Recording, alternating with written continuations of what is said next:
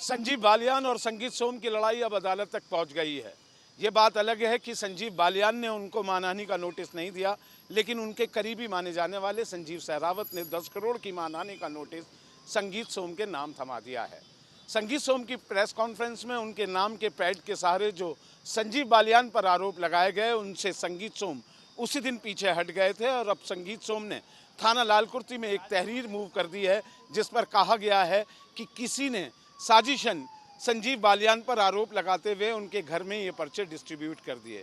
उनके पूरे कैंट स्थित बंगले में सीसीटीवी लगे हैं और उच्च श्रेणी की सुरक्षा व्यवस्था है। सवाल यही उठता है कि ऐसी सुरक्षा व्यवस्था में कौन संगीत सोम के घर में घुस गया, क्योंकि एक बार एक हथगोला उनके घर में फेंका गया था जो आज से 4 साल पहले फटा नहीं था। वो भी जांच पूरी नहीं हुई और उसमें ये तक नहीं पता लगा कि ये हथगोला संगीत सोम के घर में किसने फेंका, वो भी मेरठ कैंट एरिया में। मेरठ कैंट एरिया जो सबसे सुरक्षित माना जाता है, वहाँ इस पूर्व विधायक के घर में कौन घुस के उनके नाम के पैड का इस्तेमाल कर दिया। लेकिन अब संजीव सहरावत ने संगीत सोम को ये 10 करोड़ का नोटिस थमाकर 7 दिन में जवाब मांगा है। जवाब नहीं मिला तो मानहानि का केस चलेगा। लेकिन ये मानहानि के नोटिस तक मामला सीमित रहने वाला नहीं है। ये मामला अब पूरी तरीके से तूल पकड़ चुका है। भाजपा हाईकमान और प्रदेश भाजपा के लिए इन दोनों का विवाद लोकसभा चुनाव में भाजपा के लिए मुश्किलें पैदा कर गया और अब ये विवाद आगे आने वाले दिनों के लिए पश्चिमी उत्तर प्रदेश में भारतीय जनता पार्टी के लिए अच्छा संदेश नहीं दिया जा रहा।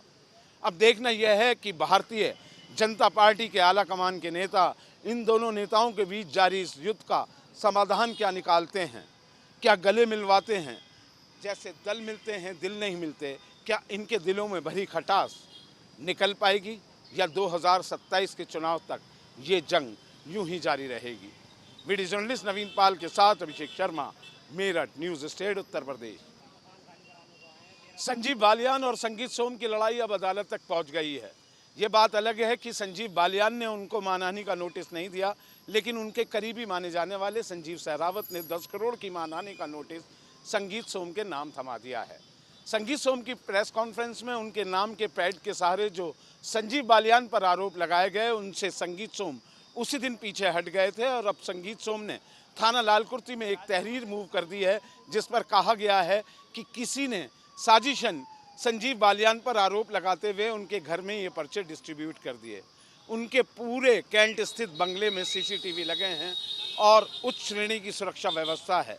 सवाल यही उठता है कि ऐसी सुरक्षा व्यवस्था में कौन संगीत सोम के घर में घुस गया, क्योंकि एक बार एक हथगोला उनके घर में फेंका गया था जो आज से 4 साल पहले फटा नहीं था।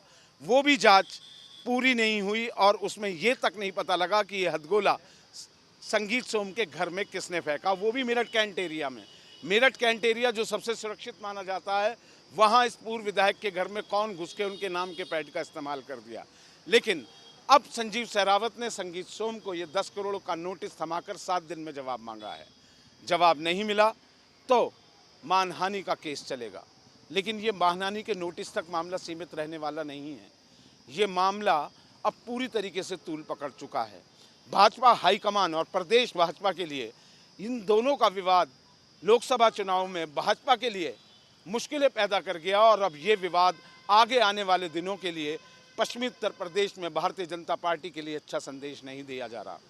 अब देखना यह है कि भारतीय जनता पार्टी के आला कमान के नेता इन दोनों नेताओं के बीच जारी इस युद्ध का समाधान क्या निकालते हैं, क्या गले मिलवाते हैं। जैसे दल मिलते हैं दिल नहीं मिलते, क्या इनके दिलों में भरी खटास निकल पाएगी या 2027 के चुनाव तक ये जंग यूं ही जारी रहेगी। वीडियो जर्नलिस्ट नवीन पाल के साथ अभिषेक शर्मा, मेरठ, न्यूज़ स्टेट, उत्तर प्रदेश।